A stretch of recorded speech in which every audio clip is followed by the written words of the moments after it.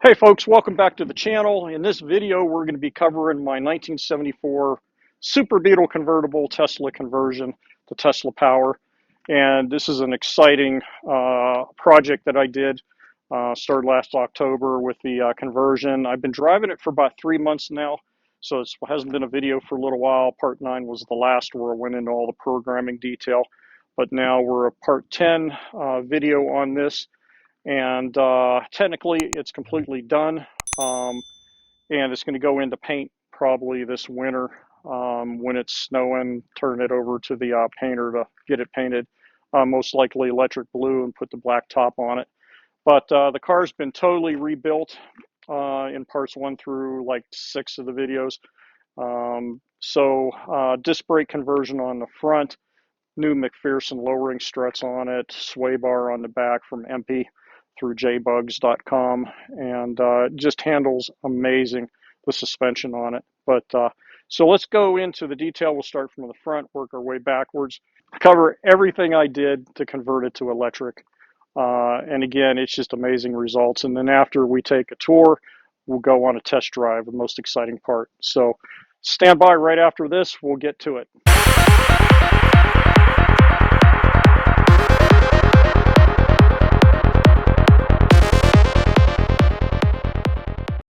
Starting with the front of the car, I just wanted to keep everything clean up front, in the front, whatever you want to call it. But part of the restoration too, I pulled all the old Volkswagen wiring out, the old ceramic fuses, all the crappy wiring, fuse block, all that's gone. And I replaced it with a GM type fuse block that's right down in there, if you could see that, with modern day flashers, blade fuses, and so on.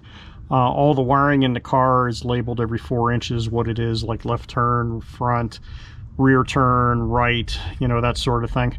But it's all been updated, and it makes for a really good basis for a conversion to get rid of all that old wiring. But this is made by Easy Wiring, I believe, and it is a 12 circuit. Also, I built the battery boxes, the one in the front. I built a cage out of 1x1 steel. It's documented in my video number, I think it was 8, on how to do it. And then also I used 1/2-inch square tubing to create the drawer slide. So the Tesla battery modules slide in like a drawer in a dresser. There are 3 Tesla S battery modules in the front box, and I found this on eBay. Guy engraves, does a nice job. So I got 3 modules up front, 3 in the rear, and this is cells 1 through 18, and then 19 through 36 are in the rear. It is 150 volts DC. All this is wired in series, and it gives me 32 kilowatt hours of power. So probably enough power to power your house for 3 days. Also, it has quick connect high voltage lines on it. You just push a button and these pop off. And then my data lines are down below. Also welded hooks onto it for lifting the battery modules in and out.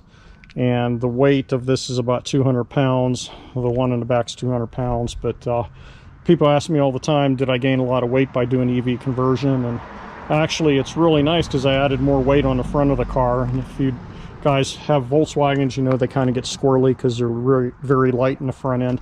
This added some nice weight, so it handles great with suspension.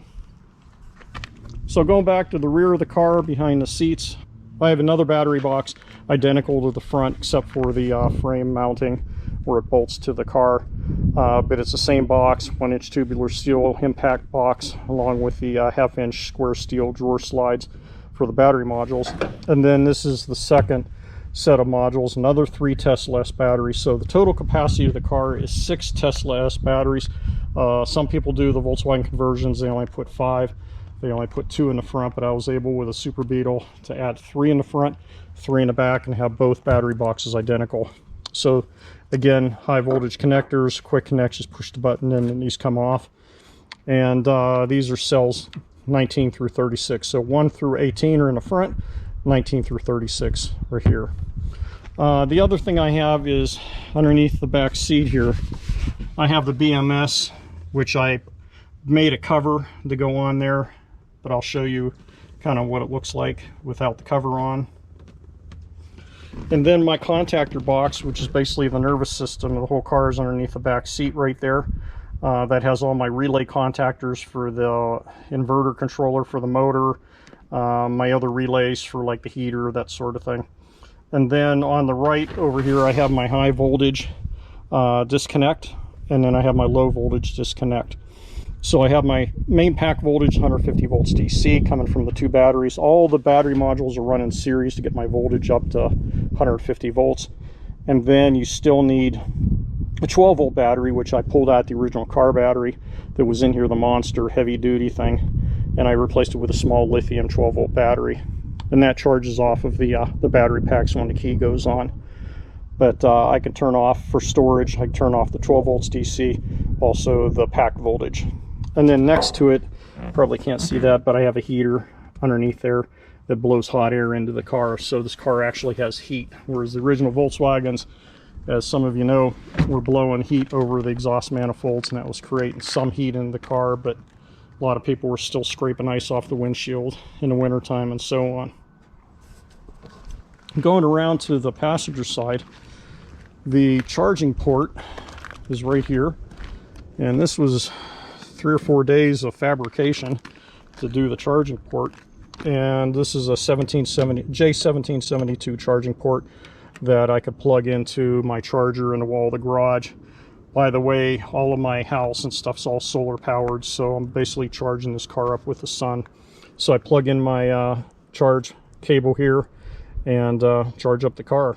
So the range I get, I've been testing it, and if I drive it easy, 150 miles. If I'm really lead-footed and pushing it hard, having fun, you know, experiencing the torque this thing has now, I'm probably about 120, 125 miles. So anywhere between 120, 25 miles up to maybe 150. So I did modify the dash a little bit.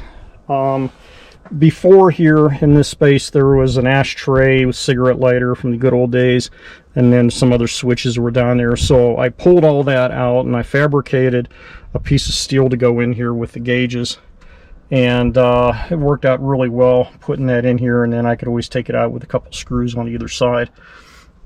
But looking at the switches, I have my regen braking.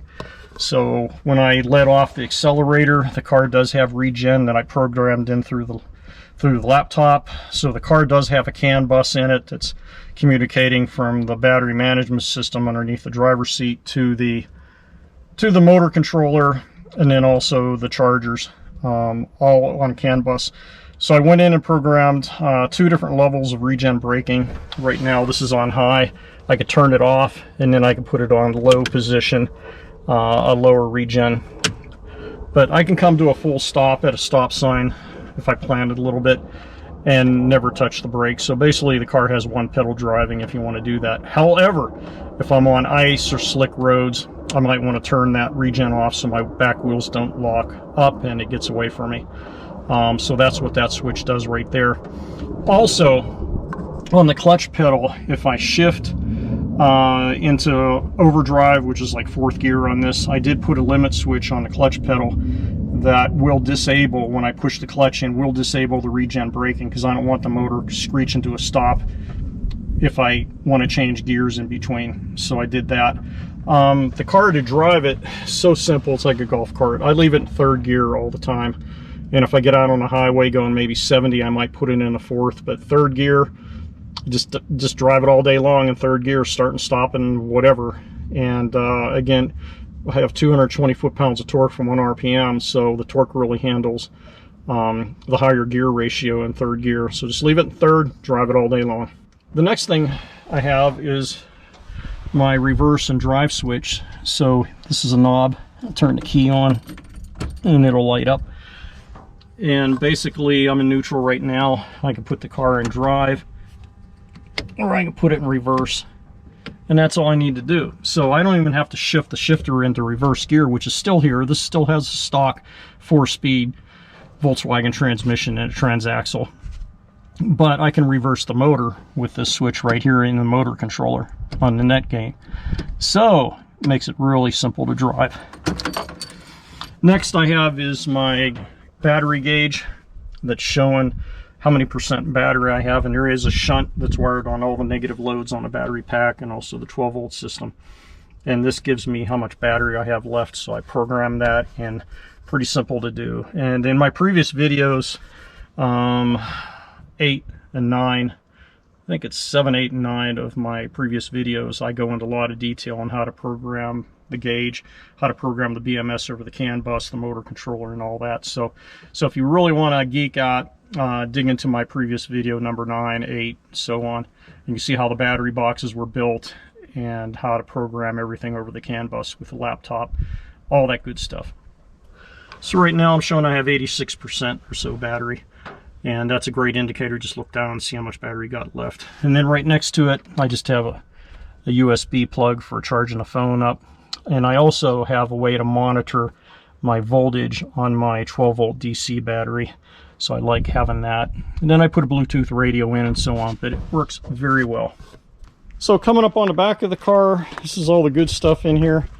And when I do car shows, I usually pull in front forward into a spot and then just leave the hood open in the back so people can take a look at it. But so starting off with the motor, synchronous reluctance induction motor, similar to the Model 3 type Tesla. And this is the motor itself, Netgain Hyper 9, high voltage, 144 volts, and so on. This is the motor controller here, along with a chiller plate, because they have to cool the inverter, because it's creating heat when I convert DC to AC. This is where Edison meets Tesla, if you guys know a little bit about electrical stuff. So I have my 150 volts DC pack voltage comes in here. When I turn the key on, the relay contactor closes. Boom, done. I also have my pre-charge wire here, puts pre-charge on the inverter.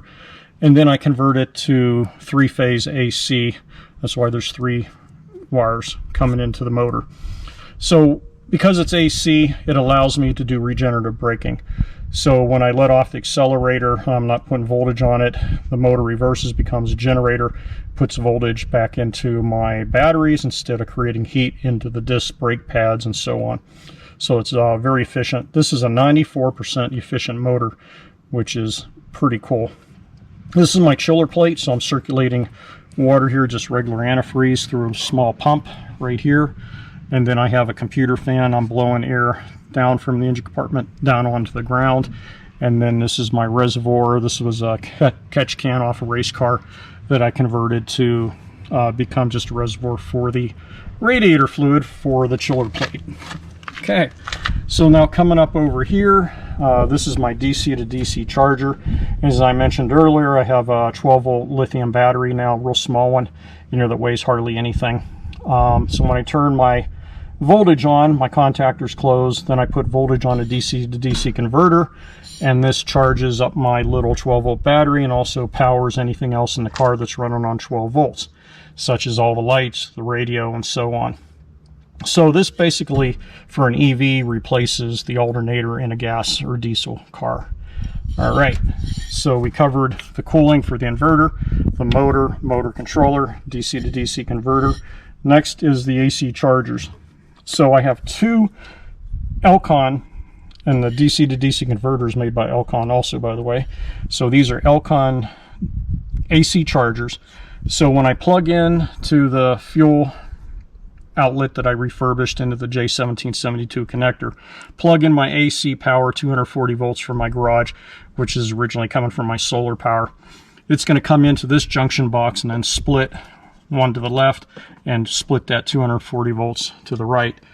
And then what it's doing is these AC chargers convert to 240 volts DC down to my pack voltage of 150 volts DC to charge the batteries up when they're low. All right. This is all controlled over a CAN bus through Deutsch connectors that I made. The BMS underneath the driver's seat is monitoring the voltage, automatically balancing all the cells of the batteries within like 1/100 of a volt. And the BMS will control these chargers to how much current can go into the batteries. So when you first start off charging, it's a low current. On the display on my charger, you can see it. It's a low current, and then it ramps up to a high current, maybe 20-25 amps at 240 volts DC. And then when it gets towards the end, like 80%, full on the batteries, it starts tapering off the current and then slow charges them until they're 100%, or in my case, I have it programmed so it only goes to 80%. So the BMS is really the brains of the car, controlling the charging, and then also ties into the motor controller over network connection, CAN bus. So that about finishes up that part of it. I do have a flux capacitor sticker here. I can't find it, but 1.21 gigawatts, because this does look like something out of the Back of the Future. But and then I fabricated all the sheet metal here, did deck or truck bed lining, paint on all the fittings and stuff. So it turned out really, really nice, neat package in the back. I also converted all the lighting to LED lighting since I'm using the voltage on the battery. So these are LED headlights that I was able to get, and they are super bright at night, take maybe 1/3 the current of the halogens, and then replaced all the other lights with LEDs. So let's go ahead and go for a ride. This is just like driving a golf cart, and you're going to hit the brake once in a while. You're never going to push the clutch pedal. So I've had people that have never driven a stick shift just drive this for a half hour, no issues at all. So the first thing I'm going to do is turn the key on. I'm going to listen for my contactors to click in the back. There you go. I don't know if you heard that or not. Take the emergency brake off. Again, just leave it in third all the time. I need to back up a little bit here, but just back up. And then when I go to a stop, put the selector in drive.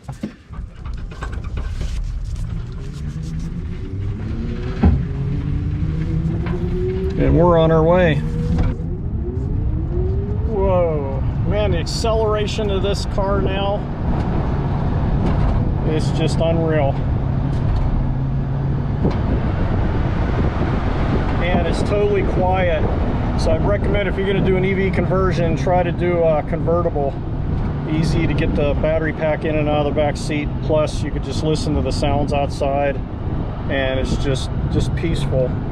But also, you could listen to the radio. I can't have the radio playing right now because of copyright laws, rules on YouTube. I can't do that. But I can tell you right now, the acceleration and the quiet is just amazing in this car.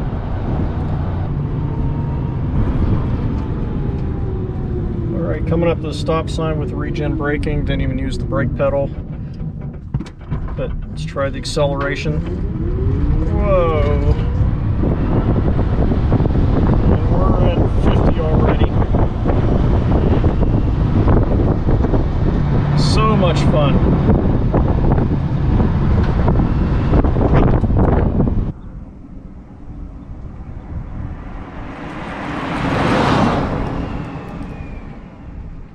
So this car is just an absolute blast. I might be done building gas and diesel hot rods and just focus on electrics. But anyway, if you get a chance to drive one of these conversions, grab it. And if you have a chance to do one, that's even better. Take your time. There's plenty of resources on the interweb to help you out. But if you have any suggestions, I'm planning on my next EV conversion. If you have a suggestion of a classic car that would be a good candidate, leave it in the comments section. If you have any questions, leave in the comments. I read them all, get back to everybody within a day or so. But let's go ahead and wrap it up. Please like, share, and subscribe, and thanks for watching.